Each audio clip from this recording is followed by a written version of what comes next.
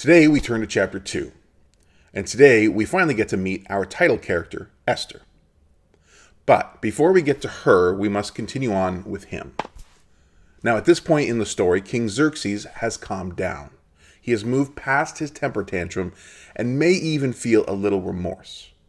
And yet, he's lonely. And what does an immature and insecure international leader do when he's lonely? That's right. He holds a beauty contest. Esther chapter 2, verses 2 to 4. Then the king's personal attendants proposed, "Let a search be made for beautiful young virgins for the king. Let the king appoint commissioners in every province of his realm to bring all these beautiful young women into the harem at the citadel of Susa. Let them be placed under the care of Haggai, the king's eunuch, who is in charge of the women, and let beauty treatments be given to them. Then let the young woman who pleases the king be queen instead of Vashti." This advice appealed to the king, and he followed it. Of course he did. You see, this is what I meant when I said the book of Esther was written with theatricality and intended to be a comedy of errors. You see, because this is a king who can't think for himself. He lacks independence and discernment. And so when he gets lonely, he's easily persuaded by the opinions of his peers, attendants, and advisors. And yet, not even the pleasures and persuasions of the Persian Empire can stop a greater story from unfolding. A story of redemption and salvation. The story of a chosen people led by the unlikeliest of leaders. And so now, we finally come to the introduction of our two main characters, Mordecai and Hadassah, otherwise known as Esther. And when we meet our two protagonists, we discover that they come with a bit of a backstory, a succinct but significant backstory. Verses 5 to 7. Now there was in the citadel of Susa a Jew of the tribe of Benjamin named Mordecai, son of Jair, the son of Shimei, the son of Kish, who had been carried into exile from Jerusalem by Nebuchadnezzar, king of Babylon, among those taken captive with Jehoiakim, king of Judah. Mordecai had a cousin named Hadassah, whom he had brought up because she had neither father nor mother. This young woman, who was also known as Esther, had a lovely figure and was beautiful. Mordecai had taken her as his own daughter when her father and mother died. So before we get to the beauty contest, we discover that our main contestant comes with a bit of baggage. First of all, Hadassah, or Esther, isn't Persian. She's Jewish. Her family was from the land of Israel, and yet Esther was born and raised in a foreign land, in a foreign culture, never knowing the history and heritage of her people in its entirety. In addition to this, Esther was an orphan, adopted by her elder cousin Mordecai, who had himself been through tremendous upheaval. In fact, Mordecai had seen it all. As a child, he was part of the original Babylonian exile, the group of Israelites captured and taken from their homeland by King Nebuchadnezzar. As an older man, Mordecai had seen the Persian Empire defeat the Babylonian Empire, only to be exiled and displaced once again, taken from Babylon into the capital city of Persia. When Mordecai arrived in the city of Susa, however, for whatever reason, he was looked upon with favor, because when we finally get around to meeting him, we find that he's one of the select few who are actually working in the citadel, that is, within the walls of the king's palace. And so this is where we find ourselves.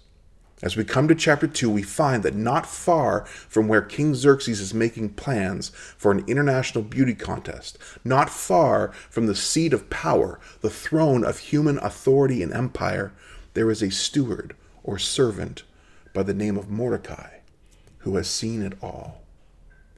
And in his humble home, we find his adopted daughter Esther, a young woman who has only ever known Persian power. And yet, despite generational exile and displacement, Esther has been raised to know and to cherish the purpose of her people and the power and providence of her God. This is the story of Esther, the story of an exiled father and an adopted daughter, the story of a displaced people, or what scholars refer to as a story of diaspora. You see, stories of diaspora or a displaced people are common and consistent throughout Scripture. To know the plight of people displaced by empire, to know the story and suffering of generational exile is central and essential to the Bible. You see, because for the people of Israel, to be a child of God is to have and to hold an identity and citizenship beyond the powers and principalities of this world. You see, because even though God does provide his people land and a sense of place, even though God does provide for us freedoms and liberties within the borders and boundaries of certain nation states, the truth is, the fact of the matter is, our true citizenship and identity belongs to his divine kingdom come. A way of life, a calling and commission that supersedes and is greater than any nationality or act of patriotism, which at times puts us in conflict.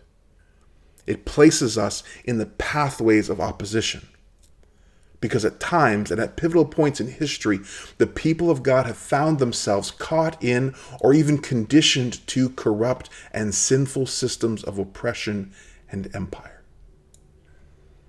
And in these eras of Esther, or decades of Mordecai, we are called and commissioned to uphold our true citizenship, a humble, peaceful, prayerful citizenship that brings about change by standing alongside the oppressed and never forgetting our sacred text of exile, our ancestors of displacement, our story of diaspora. You see, because even in a story where God's name is never mentioned, like in the story of Esther, even in a nation where the name of God or salvation in Jesus Christ is never spoken of in public, God is still in control. He's still at work behind the scenes. And we know this because under such circumstances, the people of God persevere and even flourish. For they use whatever privilege or opportunity they are given to fulfill God's greater purposes and plans, just as Esther and Mordecai did. Verses 8 to 11. When the king's order and edict had been proclaimed, many young women were brought to the citadel of Susa and put under the care of Haggai. Esther also was taken into the king's palace and entrusted to Haggai, who had charge of the harem. She pleased him and won his favor. Immediately he provided her with her beauty treatments and special food. He assigned to her 7 female attendants selected from the king's palace and moved her and her attendants into the best place in the harem. Esther had not revealed her nationality and family background because Mordecai had forbidden her to do so. Every day he walked back and forth near the courtyard of the harem to find out how Esther was and what was happening to her. You see, even in the face of corruption and oppression, we are called to live a radical obedience unto God, even if it must be done in secret, because God is still at work, even when he goes unnamed. You see, because just think about Mordecai. He has seen it all. He has spent a lifetime being captured, exiled, and displaced. His story is the story of God's people throughout history, a story of diaspora. And yet, at just the right time, in just the right set of circumstances, God has afforded Mordecai the opportunity to serve in the king's court. And his adopted daughter has been selected for the king's contest. And we can be sure that these faithful followers, that these 2 devout descendants and children of God will not allow their divinely appointed opportunity and privilege to pass them by. Next time on Esther in Isolation. Even though Esther had been selected for the beauty contest of the king, even though she had been welcomed into the harem and was being looked after by Haggai, the king's eunuch, we're still told the time had to be just right. Esther had to wait, but her time would not be wasted.